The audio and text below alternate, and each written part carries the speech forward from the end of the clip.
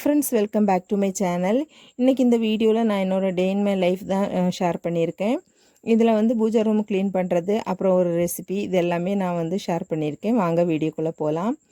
இன்றைக்கி காலையில் வந்து நான் விளக்கெல்லாம் ஏற்றிட்டேங்க. அதுக்கப்புறமா தான் வந்து பேர்ட்ஸை பார்த்துட்டு இருந்தேன். அவங்களுக்கு தண்ணி தினை எல்லாமே வச்சுட்டேன். எல்லாம் வச்சுட்டு அவங்கள பார்த்தாச்சு. அப்புறமா முந்தின நாள் தேர்ஸ்டே எடுத்த வீடியோ தான் இது. பூஜை ரூமை வந்து நான் நல்லா ஈர துணியால் கொஞ்சம் விம் லிக்விட் தொட்டு ஈர துணியால் ஃபோட்டோ எல்லாமே தொடச்சி வச்சுட்டேன். ரொம்ப இது ஈஸியாக தான் இருக்கும் இது வந்து க்ளீன் பண்ணுறதுக்கு. ஏன்னா ரொம்ப அழுக்கெல்லாம் ஆகிறதுக்கு சான்ஸ் இல்லை. ரொம்ப நீட்டாக இருக்கிறதுனால நான் எல்லாமே ஈர துணியால் தொடச்சிட்டு அப்புறமா ஒரு காஞ்சி துணியாலையுமே தொடச்சிட்டேன். அதுக்கப்புறமா விளக்கு பாத்திரம் எல்லாமே தேய்க்கிறதுக்காக எடுத்துகிட்டு வந்துட்டேன். இது கொஞ்சம் 2 வாரமாக தேய்க்காததுனால கொஞ்சம் அழுக்கு அதிகமாகிடுச்சு. யூஸ்வலாக நான் வந்து இந்த பாத்திரங்கள் எல்லாமே இந்த பாத்திரக்கடையில் வாங்குகிற அந்த சோப்புனால தான் க்ளீன் பண்ணுவேன். நான் அந்த வீடியோவே இதில் முன்னாடி ஷேர் பண்ணியிருக்கேன். பார்க்காதவங்க பாருங்கள். பிடிச்சிருந்தா அதுக்கு ஒரு லைக்கிங் போடுங்க. இதுக்கப்புறமா நான் வந்து புளி வச்சு தான் இந்த பாத்திரம் எல்லாமே தேய்ச்சேன்.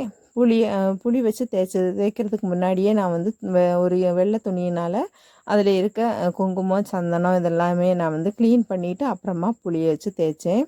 புளி வச்சு தேய்ச்சதுக்கு அப்புறமா வந்து இந்த பீதாம்பரி பவுடர், அப்புறம் சபீனா, விம் லிக்யூடு இது 3மே மிக்ஸ் பண்ணி வச்சுட்டு அதை வச்சு தான் நான் வந்து பாத்திரத்தை தேய்ச்சேன். இது வந்து கொஞ்சம் ஈஸியாக இருக்கும். ஆனால் நான் இதுக்கு முன்னாடி அந்த சோப்புன்னு சொல்லியிருந்தேன்ல, அந்த சோப்பு வச்சு தேய்க்கும் போது என்ன ஆகுன்னா, நம்ம வந்து பூஜை ரூமுக்கு உள்ளே வச்சே க்ளீன் பண்ணிடலாம். விளக்கு எதுவுமே நம்ம வந்து சிங்குக்கோ இல்லை வெளியே எங்கேயுமோ எடுத்துகிட்டு போய் தேய்க்கணுங்கிற அவசியம் இல்லை. உள்ளே வச்சே நம்ம வந்து ஒரு துணி மட்டும் இருந்தால் போதும். துணியும் கரசனும் இருந்தால் நம்ம வந்து பூஜை ரூம்லேயே வந்து அதை க்ளீன் பண்ணிடலாம். இது வந்து நான் இந்த 3ஐயும் மிக்ஸ் பண்ணிவிட்டு கொஞ்சம் நல்லா அழுத்தி அந்த குங்குமம் எல்லாம் இருந்த இடத்துல நல்லா அழுத்தி தேய்ச்சிட்டோன்னா அதுவும் நல்லா க்ளீன் ஆயிரும். இது வந்து க்ளீன் பண்ணினாலும் நமக்கு வந்து புது பாத்திரம் மாதிரியான ஷைனிங் வராது இந்த பீதாம்பரினால் தேய்க்கிறதுனால. ஆனால் நான் சொன்ன அந்த சோப்பு வச்சு நம்ம தேய்க்கும்போது அப்படியே புது பாத்திரத்தில் இருக்கக்கூடிய பாலிஷ் மாதிரி நல்ல ஷைனிங் கிடைக்கும். அந்த வீடியோ பார்த்தீங்கன்னா உங்களுக்கே புரியும் அதோட டிஃப்ரென்ஸு. அப்புறமா வெயில் ஓவராக இருந்ததுனால காலையிலே தேய்ச்சிட்டு எல்லாமே எடுத்து வெயிலில் வச்சுட்டேன். வெயிலில் வந்து நல்லா காஞ்சிடுச்சுன்னா நல்லா நீட்டாக இருக்கும். நம்ம அப்படியே வச்சிட்டோன்னா அந்த தண்ணி எல்லாமே புள்ளியாக அதில் விழுற மாதிரி இருக்கும். அதனால் வெயிலில் காய வச்சுட்டேன். அந்த வேலையை முடித்ததுக்கப்புறமா நான் வந்து டேபிள் க்ளீன் பண்ண வந்துட்டேன். பூஜை ரூம் டேபிள் க்ளீன் பண்ணுறதுக்கு நான் மேக்மேட்னு சொல்லிவிட்டு பூஜை பொருள் வாங்குகிற கடையில் வந்து இந்த லிக்விடு வச்சுருந்தாங்க. எதுக்குன்னு கேட்டதுக்கு இது வந்து வாசனைக்கானது அப்படின்னு சொன்னாங்க. சரி நமக்கு ரூம் க்ளீன் பண்ணுறதுக்கு ஆகும்னு சொல்லி வாங்கிட்டு வந்தேன். ரொம்ப கான்சன்ட்ரேட்டாக இருந்தது. இது வந்து தண்ணியில் ஒரே ஒரு ட்ராப் நம்ம மிக்ஸ் பண்ணால் போதும். அவ்வளோ ஸ்ட்ராங்கான ஒரு பெர்ஃப்யூம் இது. அதை வந்து தண்ணியில் மிக்ஸ் பண்ணிவிட்டு கொஞ்சம் நிறைய தண்ணியிலேயே மிக்ஸ் பண்ணிவிட்டு ஒரு துணியால் துடைச்சிட்டோன்னா நம்ம நல்ல ரூம் வந்து அப்படியே நல்ல ஒரு மனம் அது அழகாக இருந்தது. இந்த ஸ்மெல் வந்து ரொம்ப நல்லா இருந்தது. வீட்லேயும் தெளித்து விட்டுட்டோன்னா வீடு பூராவுமே நல்ல மனமாக இருக்கும் அப்படின்னு சொன்னாங்க. அதனால் அதை வாங்கிட்டு வந்து அதையும் வச்சு க்ளீன் பண்ணியாச்சு. ரொம்ப நல்லா இருந்தது. அப்படி பூஜை ரூம் எல்லாமே நல்லா சுத்தமாக க்ளீன் பண்ணியாச்சு. இங்கே க்ளீன் பண்ணுற டைம்லேயே வந்து பூஜை பாத்திரமுமே நல்லா காஞ்சிருச்சு. காஞ்ச பாத்திரத்தில் எல்லாமே நான் வந்து சந்தனம், குங்குமம் எல்லாமே வச்சு ரெடி பண்ணி வச்சுட்டேன். இது எல்லாமே நம்ம இந்த நாள் ரெடி பண்ணி வச்சிட்டோன்னா ஃப்ரைடே கொஞ்சம் ஈஸியாக இருக்கும் வேலைங்களெல்லாம். அதுக்காக எல்லாமே ரெடி பண்ணி வச்சுட்டேன். எண்ணெய் ஊற்றி திரி எல்லாமே போட்டு எல்லாம் ரெடி பண்ணி வச்சாச்சு. இனி நாளைக்கு காலையில் வந்து விளக்கு ஏற்றுறது போது பூவெல்லாம் வச்சுட்டு விளக்கு ஏற்ற வேண்டியது தான். அது ரொம்ப ஈஸியாக இருக்கும். நம்ம இந்த நாள் இந்த ப்ரிப்பரேஷன்லாம் பண்ணி வச்சுட்டோன்னா அடுத்த நாள் காலையில் ரொம்ப ஈஸியாக இருக்கும். காலையில் எழுந்திரிச்ச உடனே குளிச்சுட்டு விளக்கும் ஏற்றியாச்சு. டெய்லி காலையிலையுமே விளக்கேற்றுவோம். ஆனாலும் வெள்ளிக்கிழமை வந்து இந்த மாதிரி விளக்கேற்றும் போது நமக்கு கொஞ்சம் ஃபீல் குட் மாதிரி இருக்கும். உங்களுக்கு எப்படி இருக்குங்கிறத வந்து கமெண்டில் சொல்லுங்கள்.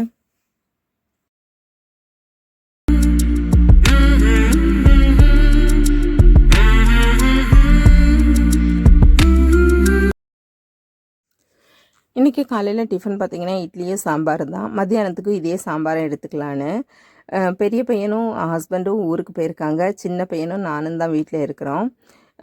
நம்ம வீட்டில் வந்து எல்லோரும் இருந்தால் தான் நிறைய செய்யணும், சாப்பிட்ணும் அப்படிங்கிறத மைண்டு வரும். யாருமே இல்லை நமக்கு மட்டும்தான் அப்படின்னு சொல்லும்போது அந்த சாப்பாடு செய்கிறதுக்கான இன்ட்ரெஸ்ட்டுமே இருக்காது. சரி பையன் இருக்கிறானேன்னு சொல்லிவிட்டு அவனுக்காக இட்லியும் வச்சு சாம்பாரும் செஞ்சுட்டேன். அவன் இன்னும் லேட்டாக தான் எழுந்திரிச்சான். அதனால் இப்போ வேண்டாம் எனக்கு அப்புறமா போதும்னு சொல்லிட்டான். எல்லோரும் இருந்தானா நமக்கு வந்து வேலையும் இருக்கும். அதோடு வந்து நம்ம வந்து அங்கேயும் இங்கேயும் நடந்துட்டு இருக்கும்போதும் பேசும்போதும் எப்படியாவது கொஞ்சம் டைமும் ஸ்பெண்ட் ஆகும். நமக்கு சாப்பிடணுங்கிற ஒரு எண்ணமும் வரும். தனியாக இருக்கும்போது அந்த சாப்பிடணுன்ற எண்ணமே வராது. உங்களுக்கு எப்படி இருக்குங்கிறத கமெண்டில் சொல்லுங்கள்.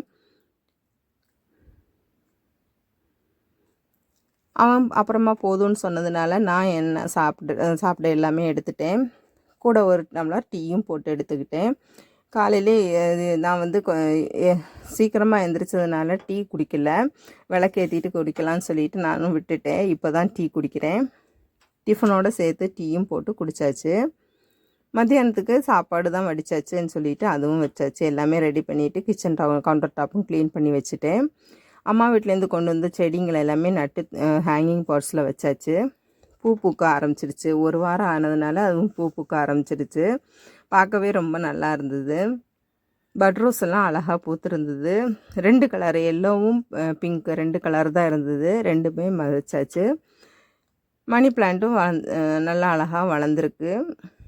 இது வந்து தண்ணி தொட்டி பக்கத்தில் தான் வச்சுருக்கேன். நான் அப்பப்போ தண்ணி விட்டுக்கலாம் அப்படின்னு சொல்லிட்டு, வெயில் காலமாக இருக்கிறதுனால வெளியில் கொண்டு போய் வச்சோன்னா வாடிடும்னு சொல்லிவிட்டு தண்ணி தொட்டி பக்கத்துலேயே வச்சுருக்கிறேன்.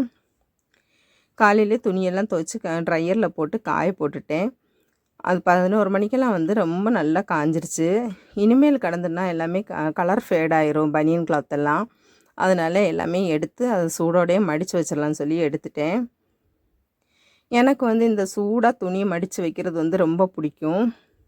அந்த ஹீட்டோடையே மடித்து வைக்கும்போது அயர்ன் பண்ண மாதிரியே இருக்கும். அதனால் அப்படியே எடுத்து மடித்து வச்சிடலான்னு எடுத்துட்டேன். இங்கே பார்த்தீங்கன்னா பக்கத்தில் வந்து இந்த மஞ்சப்பூ வந்து நிறைய பூத்துருக்கு. இந்த கனிக்கொன்னைன்னு சொல்லுவாங்க, சாமிக்கு வைப்பாங்க. ஆனால் எல்லா இடத்துலையுமே அது வந்து சீக்கிரமாகவே பூத்துருச்சு இந்த இடம். இனி ஏப்ரல் அந்த விஷு 1ஆந்தேதி சித்திரை 1ஆந்தேதி வரும்போது ஒரு மரத்துலேயுமே பூ இருக்காது. இந்த பூவுக்காக ஓடுவோம் எங்கேயாவது கிடைக்குமா அப்படின்னு சொல்லிட்டு. ஏன்னா சீக்கிரமாகவே பூத்துருச்சு. வெயில் வந்ததுனால சீக்கிரமாக பூத்துருச்சு எல்லா மரத்துலேயும். நானும் சூடோடையே எல்லா துணியுமே மடித்து வைக்க ஆரம்பிச்சிட்டேன். இந்த மாதிரி மடித்து வச்சிட்டோன்னா அயர்ன் பண்ண மாதிரியே இருக்கும். ரயான் கிளாத்தெல்லாம் நம்ம எவ்வளோ தான் அயர்ன் பண்ணாலும் அது சுருக்கமாக தான் இருக்கும். அதனால் நான் கையோடையே எல்லாமே நல்லா நீட்டாக மடித்து வச்சுட்டேன்.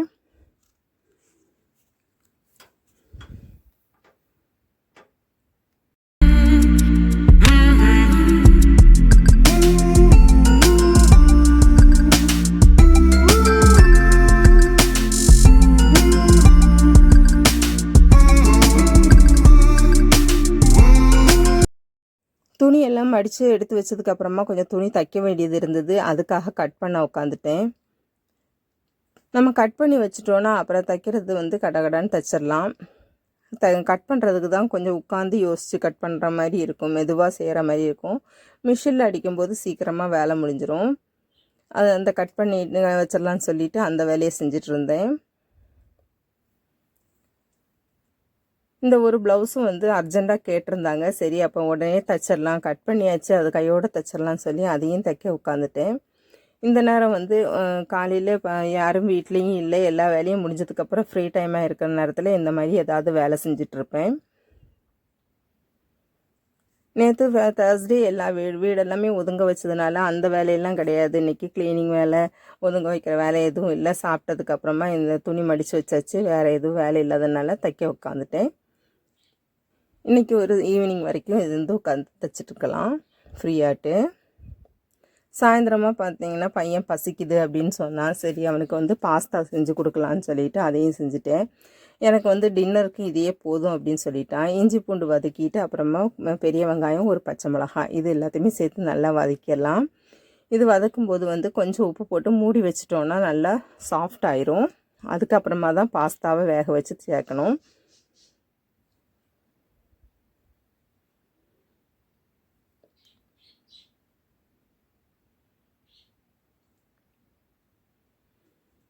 நல்லா சாஃப்ட் ஆகிடுச்சு. இந்த நேரம் வந்து நம்ம ஒரு தக்காளி சேர்த்துக்கலாம்.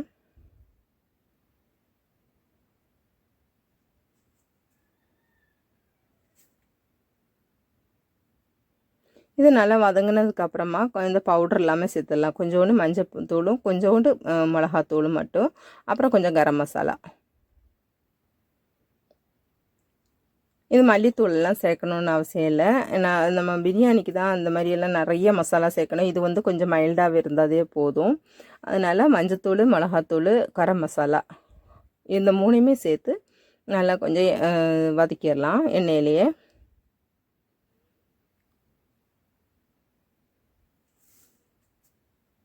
நல்லா வதங்கினதுக்கப்புறமா நம்ம வேக வச்சு வச்சுருக்கிற பாஸ்தாவை சேர்த்துடலாம் இதில். இது வேக வைக்கும்போது கொஞ்சம் எண்ணெயும் உப்பும் போட்டு வேக வச்சிட்டோன்னா அது வந்து ஒன்றுக்கு ஒன்று ஒட்டாமல் நல்லா உதிரி உதிரியாக இருக்கும். மிக்ஸ் பண்ணி தேவையான அளவுக்கு தண்ணி ஊற்றி கொஞ்ச நேரம் ஒரு 5 நிமிஷம் போல் சிம்மில் வச்சிட்டோன்னா பாஸ்தா ரெடி ஆயிடும். சின்ன பையனுக்கு வந்து இது ரொம்ப பிடிக்கும். எனக்கு டின்னருக்கு இது போதும் அப்படின்னு சொல்லிட்டான். அதை நான் ஈஸியாக இந்த வீடியோவோட ஃபீட்பேக்கை வந்து கமெண்ட்ஸில் சொல்லுங்கள். அப்போ தான் நான் என்னோடய வீடியோஸ் நெக்ஸ்ட் வீடியோஸில் வந்து அதை ரெக்டிஃபை பண்ண முடியும். வீடியோ பிடிச்சாலும் லைக் பண்ணுங்கள், ஷேர் பண்ணுங்கள், கமெண்ட் பண்ணுங்கள், மறக்காம சேனலை சப்ஸ்கிரைப் பண்ணி ஆளுங்கிற பட்டனையும் கிளிக் பண்ணுங்கள். அப்போ தான் நான் போகிற வீடியோஸோட நோட்டிஃபிகேஷன் உங்களுக்கு கிடைக்கும். என்னோடய வீடியோஸ் நீங்கள் கண்டினியூஸாக வாட்ச் பண்ணலாம். தேங்க்ஸ் ஃபார் வாட்சிங்.